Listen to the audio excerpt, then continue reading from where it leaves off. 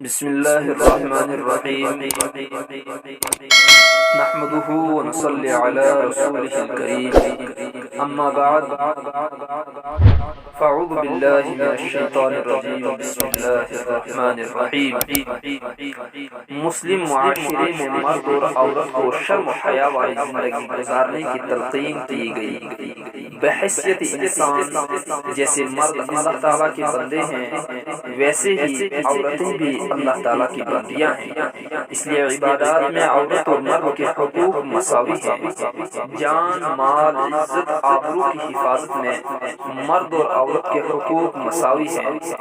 لیکن معاشرتی زندگی گزارنے کا وقت آیا تو شریعت نے گھر کے اندر کے سارے کام عورت کو سونپ دیے کہ وہ گھر کے اندر رہ کر اپنے آپ کو مصروف بھی رکھے، بچوں کی اچھی تربیت کرے، شرم و حیا کی حفاظت کرے، اور مرد کے ذمے یہ لگا دیا کہ وہ گھر کی چہار دیواری کے باہر کا بوجھ اٹھائے.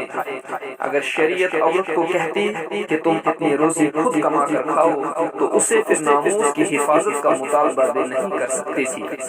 اس لیے پوری زندگی عورت کے لیے خود کمانا فرض نہیں ہے.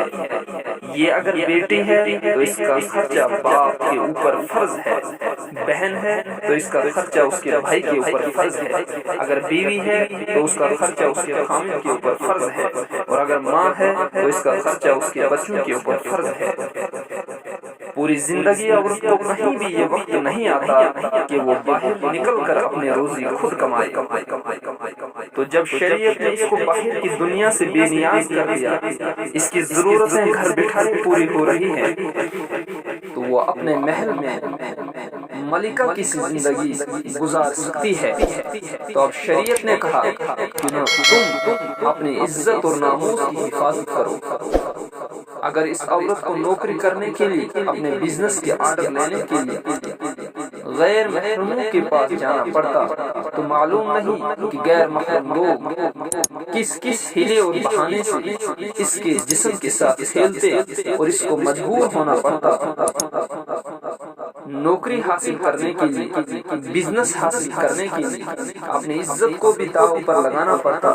تو شریعت نے اس کی حفاظت اس طرح سے کی کہ مرد کو ذمہ دار بنا دیا اور عورت کے سر پر یہ بوجھ ہی نہیں رکھا کہ وہ خود کمائے اور پھر کھائے.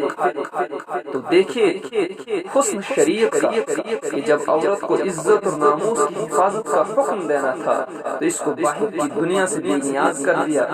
دنیا فرمایا کہ تم گھر میں رہو، تمہارے مردوں پر فرض ہے کہ تمہیں گھر میں لا کر نان و نفقہ دیں. چنانچہ شریعت نے مردوں کو علیحدہ حکم دیا کہ وہ اپنی نگاہوں کو نیچے رکھیں، اور عورتوں کو علیحدہ حکم دیا کہ وہ اپنی نگاہوں کو نیچے رکھیں. چنانچہ قرآن کریم میں اللہ تعالیٰ فرماتے ہیں قُل لِّلْمُؤْمِنِينَ يَغُضُّوا مِنْ أَبْصَارِهِمْ وَيَحْفَظُوا فُرُوجَهُمْ. آپ ایمان والوں سے فرما دیجیے کہ وہ اپنی نگاہوں کو نیچے رکھیں اور اپنی شرمگاہوں کی حفاظت کریں. اور آگے فرماتے ہیں وَقُل لِّلْمُؤْمِنَاتِ يَغْضُضْنَ مِنْ أَبْصَارِهِنَّ وَيَحْفَظْنَ فُرُوجَهُنَّ. اور مومنہ عورتوں سے کہہ دیجیے کہ وہ بھی اپنی نگاہوں کو نیچے رکھیں اور وہ بھی اپنے ناموس کی حفاظت کریں. تو مردوں کو اپنی نگاہیں ہٹانے کا علیحدہ حکم دیا گیا اور عورتوں کو اپنی نگاہیں ہٹانے کا علیحدہ حکم دیا گیا، بلکہ جتنی احتیاطی تدابیر ہو سکتی تھی وہ ساری کی ساری مرد اور عورتوں کو سمجھا دی گئی.